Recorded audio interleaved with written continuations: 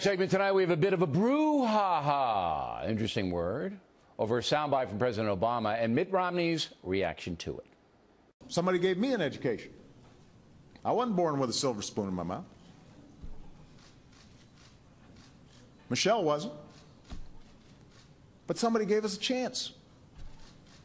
Just like these folks up here are looking for a chance. In my case, I'm certainly not going to apologize for my dad and his success in life. He was born poor. He worked his way to become very successful despite the fact that he didn't have a college degree. And one of the things he wanted to do was provide for me and for my brother and sisters. I'm not going to apologize for my dad's success. But I know the president likes to attack fellow Americans. All right, joining us now to hash it all out, Janine Turner in Fort Worth, Texas, and Leslie Marshall in Los Angeles. So, Leslie, the White House says President Obama was not referring to Mitt Romney with the silver spoon comment. Are you buying that? No.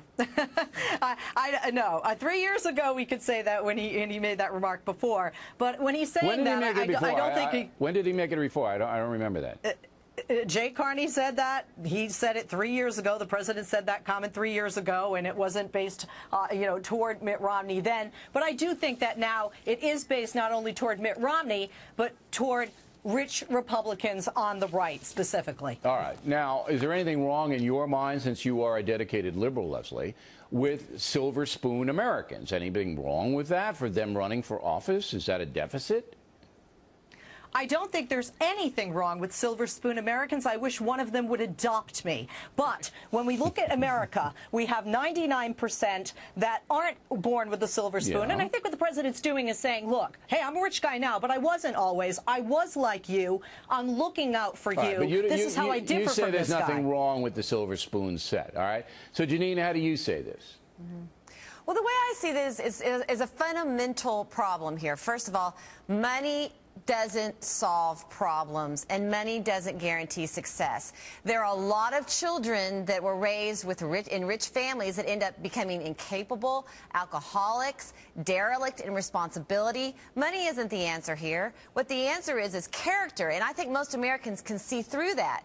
Character, leadership, true grit, determination, all those things that make an American great or make a person great with their life. All right. Incentive, pride, money does not give us that. No, but there is class envy, and certainly President Obama has tapped into that, Leslie. You'd have to admit that, portraying Romney as this rich fat cat who doesn't care and does out of touch with Americans, as the White House and the re-election campaign for President Obama has done time and time again. It's the NASCAR stuff.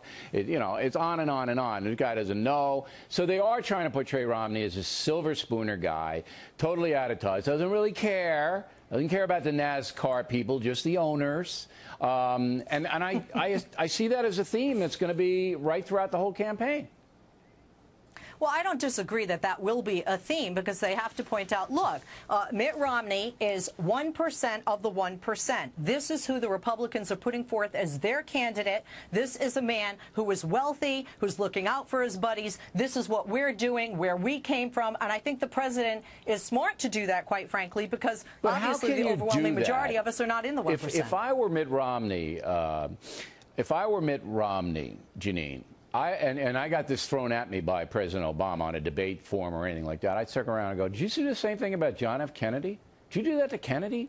Kennedy was a 1%er. Did you do that to FDR? FDR was a 1%er. What are you doing? Yes. Are you saying that, I had that rich same people? Thought. Yeah, I mean, I had that same thought earlier. You go all throughout history. George Washington, the richest president of all of them. Yeah. Okay, and are you saying that you're not qualified for public service?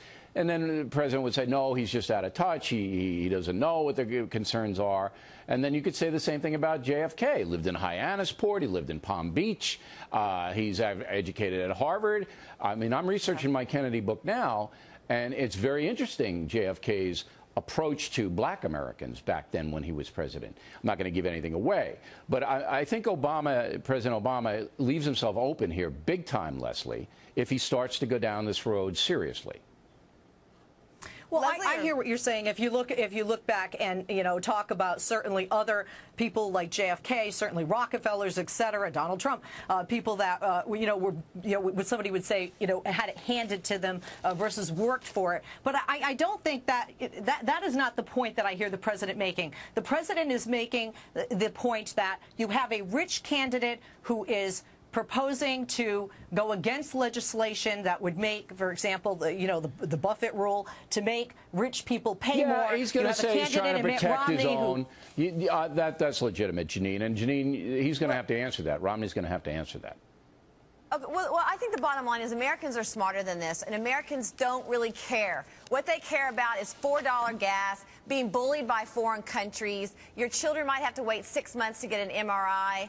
The incredible debt and deficit. What kind of messages are we teaching our children? It's okay to be in debt. Be followed by creditors. It's okay to be bullied, really. Our country's being bullied. There's so many bigger issues in this, and I think Americans are smarter, and they're going to see right through it. All right, ladies, as always, thank you. Plenty more.